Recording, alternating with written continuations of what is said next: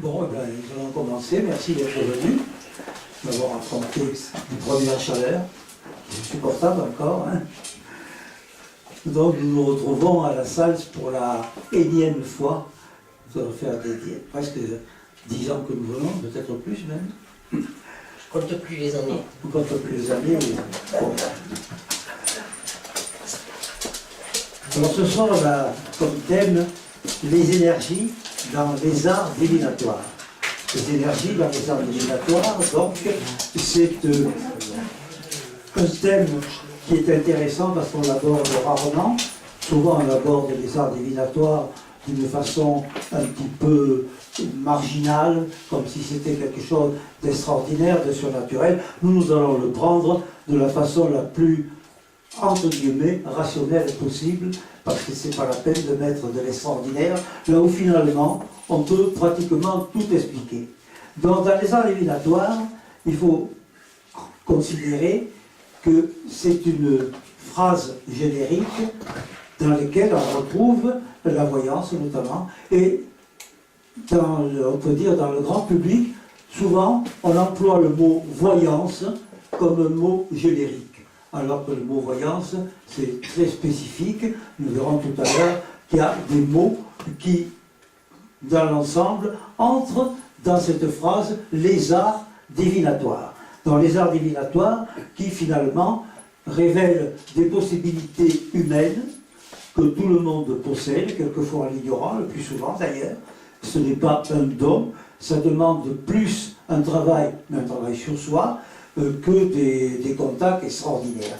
Et les énergies, bien sûr, chacun les possède également, et c'est ce qui nous permet de pratiquer les arts divinatoires, qu'on peut pratiquer souvent d'une façon fortuite ou inconsciente, mais qu'on peut également travailler et pratiquer très consciemment. Alors dans les arts divinatoires, on peut considérer qu'il y a 4 mots principaux, chacun ayant son sens spécifique. Il y a d'abord la voyance. La voyance, c'est la voyance, et à côté, il y a la prédiction. La prédiction, c'est différent de la voyance, ça rentre dans les arts divinatoires, bien sûr. Ensuite, nous avons, dans les arts divinatoires, la médiumnité et la prophétie. Alors, je crois qu'il est bon, pour mettre les choses en place, au début, de donner une définition de chacun de ces mots, qui souvent sont englobés dans le mot voyance, bien sûr, à tort. Alors, le mot voyance, c'est le fait de voir différemment. Hein. Alors, la voyance, effectivement, le mot dit bien ce qu'il veut dire, hein, de voir d'une façon différente. Tout le monde peut, et tout le monde a certainement eu à un certain moment de sa vie, regarder une tapisserie, ou un dessin, ou le reflet d'un arbre, ou de l'ombre, où à la place de la réalité, eh bien, on finit par découvrir ou avoir autre chose. Hein. On peut voir un visage de femme, un avion, un paysage différent que la réalité. Là, déjà, on commence à rentrer dans la possibilité de voir différemment. Pourquoi? Parce qu'il y a une partie de l'inconscient qui se reflète et qui trouve des formes qui ont une réponse et un écho avec vous-même. Après, bien sûr, ça ne veut pas dire que l'on puisse faire une interprétation de ce que l'on voit. Parce que là, on rentre dans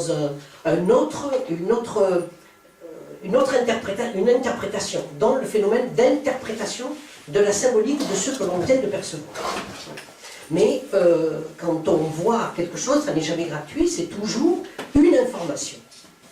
Alors souvent, il arrive que dans un état de relaxation, on soit dans une pièce sans trop avoir on peut dire, une vigilance, un état de veille très atténué, et là, dans une tapisserie où habituellement il y a des fleurs, tout d'un coup on voit un œil, on voit une main, et bien sûr, ça a une valeur symbolique. Mais ce qui est curieux aussi, c'est que le lendemain ou les jours suivants, de la même place, dans le même état de décontraction, en regardant au même endroit, on verra pas la même chose.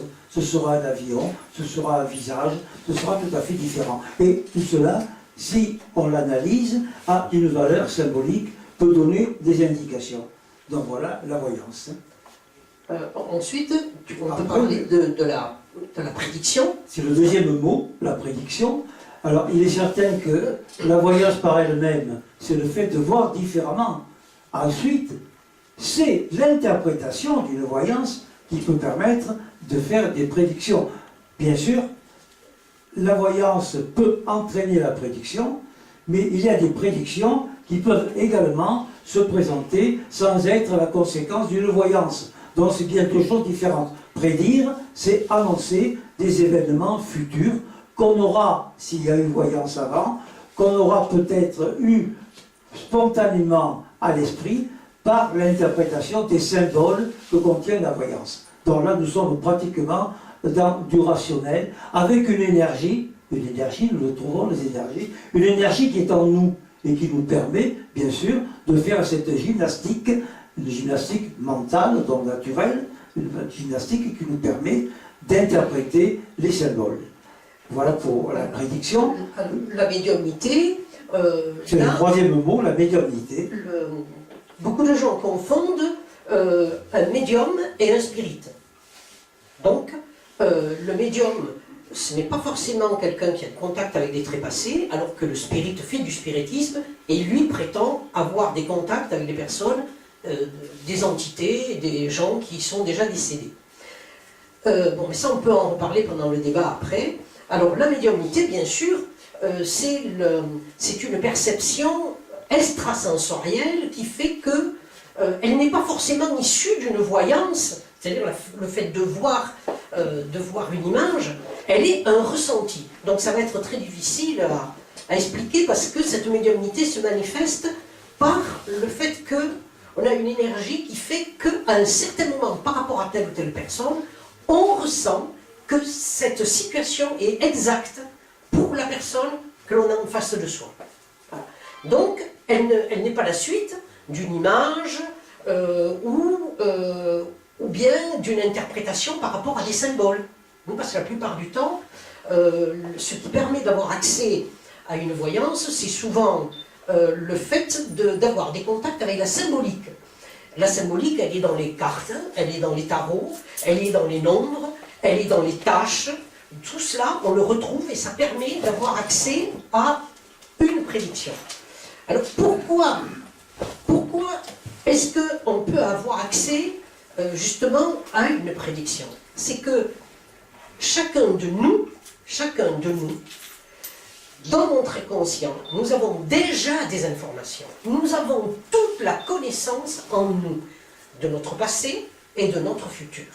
Donc les événements sont là, ils sont dans le temps. Mais on peut l'expliquer scientifiquement, pas par du surnaturel. On y reviendra, hein. Oui. Donc, je disais que l'événement étant là, dans chacun de nous, la personne qui va vous faire une voyance doit, elle, avoir la sensibilité, le développement de ses perceptions extrasensorielles pour pouvoir arriver, avec l'appui de symbolisme ou non, à faire ce que l'on appelle vulgairement des voyances. Alors, ce mot médiumnité, bien sûr, il est souvent galvaudé, comme l'a dit Camilla, il est galvaudé alors que réellement, si on prend le mot dans son essence, le médium, c'est ce qui est au milieu. En musique, le médium est entre le grave et l'aigu. Donc, quelqu'un qui se dit médium, c'est qu'il est entre deux éléments différents. Le premier élément, c'est qu'il reçoit le message. Le deuxième élément, c'est qu'il transmet le message.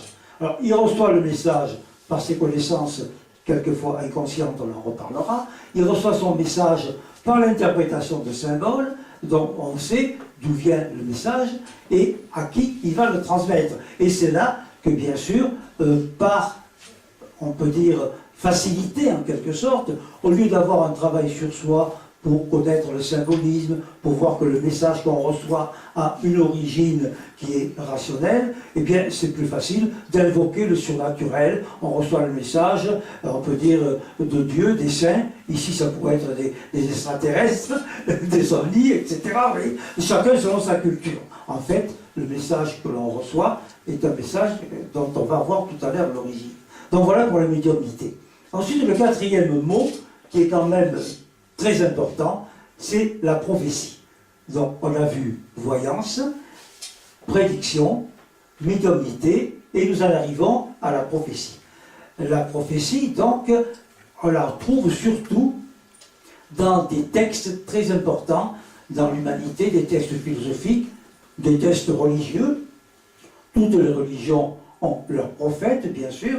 La particularité de la prophétie, c'est qu'il n'y a pas dans la prophétie que des prédictions. C'est quand même différent. Dans la prophétie, il y a souvent des indications pour se conduire dans la société, comment on doit se conduire par rapport à la société en général, avec les gens que l'on côtoie, avec la famille, etc. Donc ça, dans la prophétie, c'est un code de bonne conduite, en quelque sorte, en annonçant des événements futurs. Mais la particularité d'une prophétie, c'est que le futur annoncé n'est pas un futur inéluctable. C'est un peu le prophète qui vous dit, attention, si vous ne faites pas ceci, il vous arrivera cela. Et donc, ça laisse un peu le libre arbitre. Si on comprend le sens de la prophétie, qu'on la respecte, on peut éviter un événement annoncé qui aurait été un événement désagréable. Les prophéties, on les trouve dans les grands textes, même dans la littérature ou dans les mythologies. Par exemple, dans la guerre de Troie, Cassandre avait dit aux Troyens, si vous laissez entrer le cheval, la ville sera détruite. C'était une prophétie.